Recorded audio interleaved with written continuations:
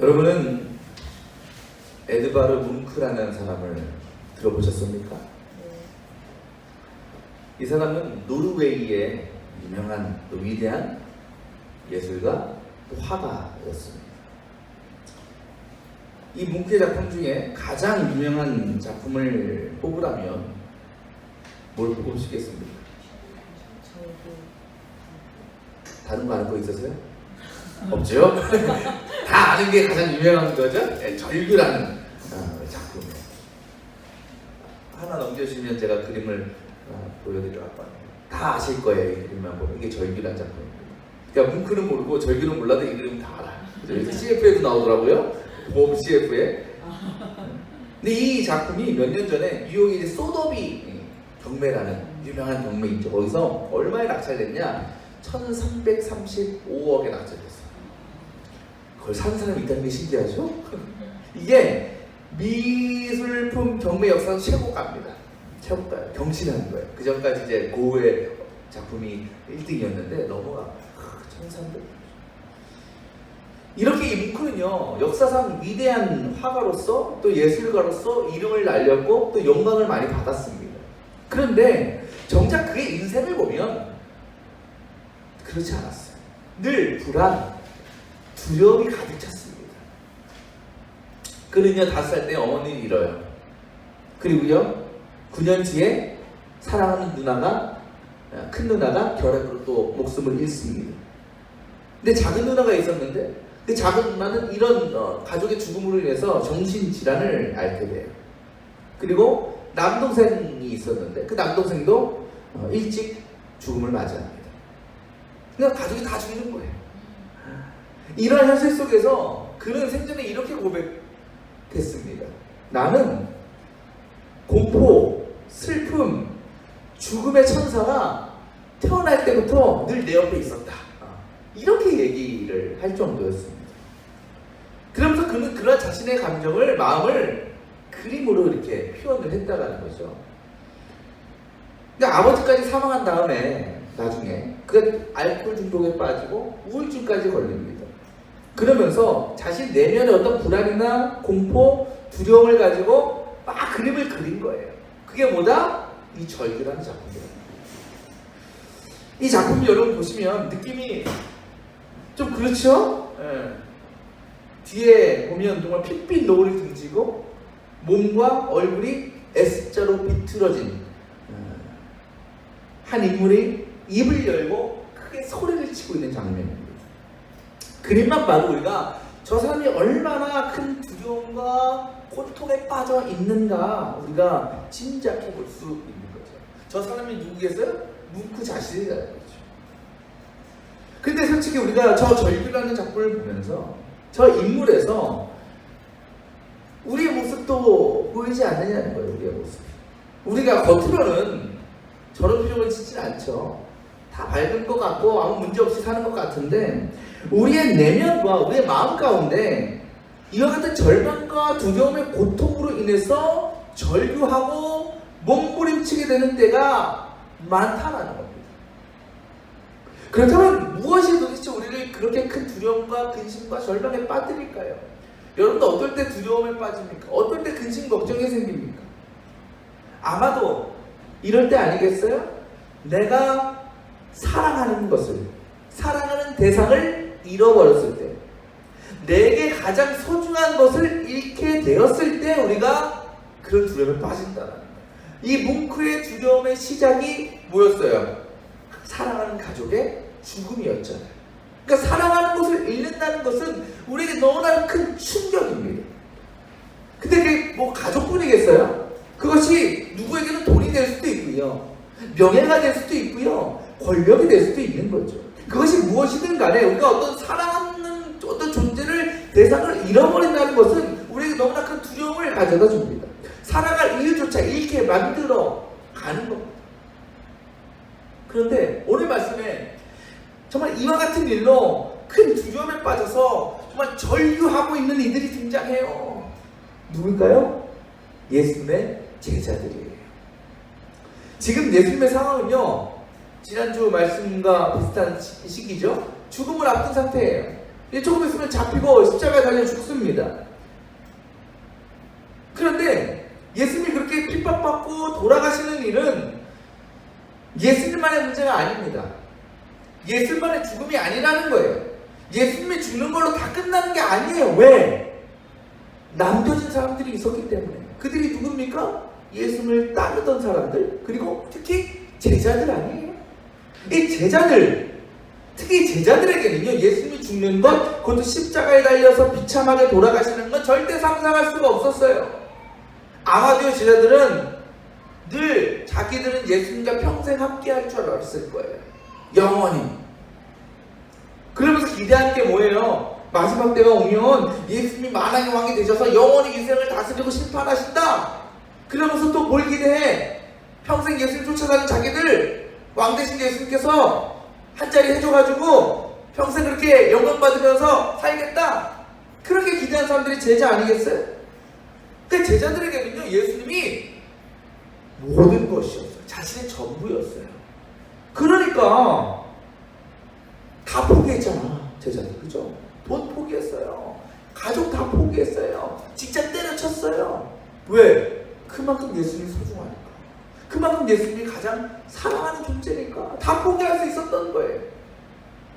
그동안 제자들이 유대인들로부터 또 예수님 핍박하는 사람들로부터 얼마나 많은 공격 당했습니까? 얼마나 힘들었어요. 그런데도요, 그래도 괜찮았어요. 왜? 예수님이 계셨으니까. 예수님 옆에서 늘 힘주시고 용기 주시고 피할 길 열어주셨어요. 그냥 버틸 수 있는 거예요. 그런데 이제는 뭐예요? 예수님이 없어? 예수님이 사라져? 그건 모든 걸 잃어버리는 거예요. 앞으로 살아갈 힘과 능력을 상실해버리는 겁니다.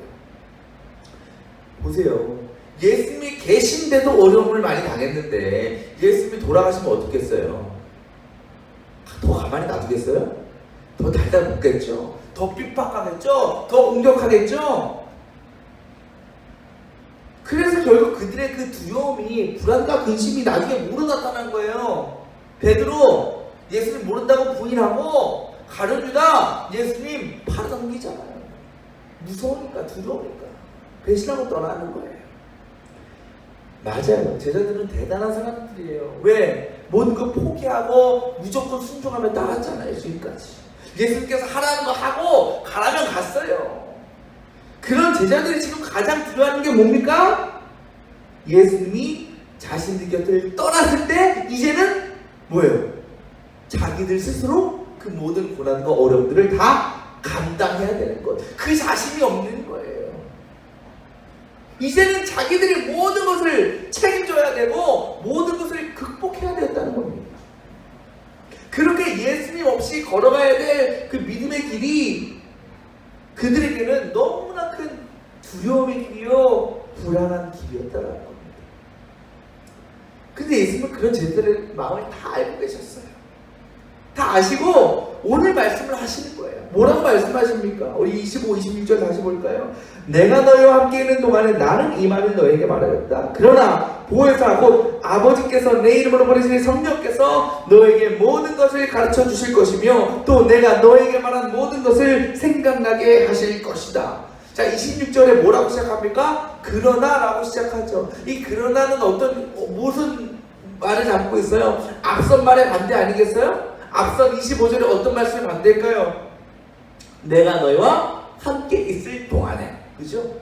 그러니까 그러나라는 말은 뭐예요? 내가 너희와 함께 있지 못한 상황에서도 라는 말이죠. 예수는 이 말씀 통해서 뭘 말씀하시냐? 내가 너희들과 함께 옆에서 지낼 때나 앞으로 세상을 떠나서 너희와 함께 있지 못할 때나 26절 말씀 보면 내가 너희에게 가야 될 길을 가르쳐주고 또 너에게 가르쳤던 모든 것들을 뭐하게 하실 것이다? 생각나게 하실 것이다. 잊지 않도록 기억하도록 내가 도와줄 거다라는 겁니다. 곧 예수님께서 살아계실 때는 예수님의 능력으로 모든 핍박과 어려움을 감당하고 이겨낸 것처럼 예수님이 살아계시지 않아도 내가 너희를 떠나도 내가 함께 있을 동안 늘 누렸던 그 동일한 능력과 지혜를 너희에게 주겠다라는 약속인 거예요. 무엇을 통해서? 보혜사 곧 내 이름으로 보내실 성령을 통해서 내가 그 일을 하겠다. 그런데요, 예수님의 성령을 통해서 이루실 일은요, 거기서 끝이 아닙니다. 예수님께서 성령을 통해서 제자들 그리고 우리들에게 이루시려는 최종적인 목표가 있어요. 그게 뭡니까? 27절. 나는 평화를 너에게 준다라는 거죠. 개역개정에서는 평안이라고 번역했고 세번역은 평화라고 번역했습니다. 이 말은 히브리어로 우리가 잘 아는 샬롬의 샬롬의 평화죠. 근데 이 평화는 어떤 평화예요? 외적인 평화가 아니에요. 겉으로 들을 때 아우 평안해 보인다, 좋아 보인다, 이게 아니고 우리 영혼의 평화, 내면의 평화를 의미합니다. 그렇다면 이 평화의 반대가 뭘까요? 전쟁이에요? 전쟁과 평화, 그렇죠? 27절 후반부에 나오죠. 뭐 하지 말라 그래요? 예수님께서 평화를 줄 테니까 근심하지 말고 두려워하지 말고. 곧 예수께서 말씀하시는 이 평화의 반대는 뭐다? 두려움, 근심, 불안이라는 거예요. 이게 지금 누구에게 가장 큰 문제거리예요? 제자들에게 가장 큰 문제거리 아닙니까? 이걸로 지금 마음 쓰고 있는 거 아니에요? 예수님은요, 자신이 세상을 떠났을 때에 그렇게 큰 근심과 두려움에 빠져 살아갈 제자들에게 성령을 통해서 내가 결국 뭐죠? 평화를 줄 거야. 그러니 그 평화를 누리면 돼. 걱정할 필요 없어. 두려워할 필요 없어. 그 평화만 가지고 있으면 돼. 이렇게 강조하십니다. 그런데 예수님께서 오늘 평화의 말씀을 해주시면서 굉장히 중요한 핵심적인 단어가 있습니다. 그게 뭘까요? 27절에 가장 핵심적인 단어가 있어요. 한번 찾아보세요.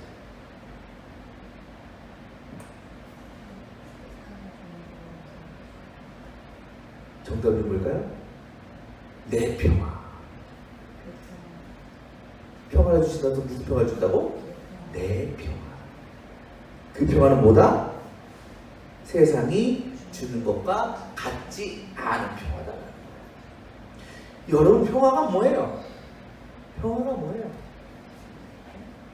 여러분은 평화를 얘기할 때 뭐라고 정의하십니까? 사전적으로 보면 이제 그런 아무래도 세상적인 단어로 생각을 하니까 전쟁이 없는 그런 상황을 평화라고 얘기를 하더라고요.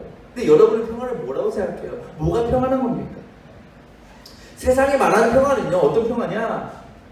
도피하는 평화예요. 도피로서 있는 평화. 무슨 말이냐면 우리가 어떤 문제가 생겼을 때 그걸 그냥 숨으려고만 하고 도피하려고만 하고 그것을 어떻게든 벗어나려고 직면해 나가지 않음으로써 내가 누리려는 평화가 세상의 평화라는 거예요. 예를 들면 이런 겁니다. 다 그렇진 않지만 보통의 남자와 여자들이 말다툼을 하거나 싸우잖아요. 그러면 그 싸움을 대하는 태도가 너무 다르지 않습니까? 여성들은 어때요? 보통 여성들은 그런 문제를 하나 차근차근히 생각하고 얘기하면서 결론을 내려고 해요. 문제를 해결하려고 해요. 여자들 이제 세심하니까. 남자들은 그렇지 않잖아요. 남자들은 무식하잖아요. 그죠? 이거 아니면 저거잖아요. 그래서 남자들은 뭐라고 어떻게 하려고 그래요? 문제가 생기면 어떻게 해서든 빨리 끝내려고 그래. 막 대화 그런 게 머리 아픈 거야. 싸우는 게 막 싫은 거예요. 그래서 빨리 끝내려. 그래서 뭐라 그래요? 그래, 내가 잘못했다. 그렇게 가버리는 거죠. 방에 들어가든지. 그럼 남자들 뭐라 생각해요? 끝났다. 평화가 왔구나. 근데 금방 잠시 후에 이제 여성 아내나 뭐 여자친구가 방으로 들어오죠. 그래서 뭐라고 얘기해요? 뭘 잘못했는데? 평화가 아니고 이제 2라운드가 시작되는 거죠. 남자는 그냥 피하면 돼. 좀 벗어나면 그냥 평화라고 생각해. 근데 여성분은 아닌 거예요. 끝까지 가야 되는 거예요. 우리가 그렇게 평화를 가지려고 한다니까요. 우리가 어떤 문제나 어려움을 당했을 때 그걸 피하는 것으로, 거기서 그 상황을 어떻게든 모면하는 것으로 나는 평화를 누리겠다라고 생각하는 겁니다. 그런데 예수님이 주시는 평화는 그렇지 않다라는 거예요.